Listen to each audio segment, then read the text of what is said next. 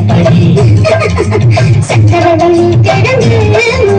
சங்கதி இப்படி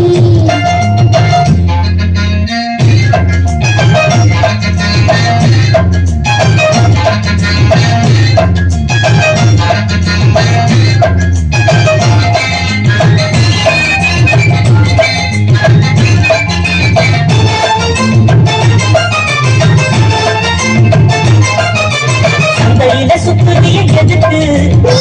விட்டு பார்க்கணும் அதுக்காக சில்லறைய கேட்கறிய எதுக்கு கடன் சொல்லி விட்டு போயிடுவேன் அதுக்காக எல்லாட்டமாக எல்லாரே குறும்ப ஜாஸ்திதான்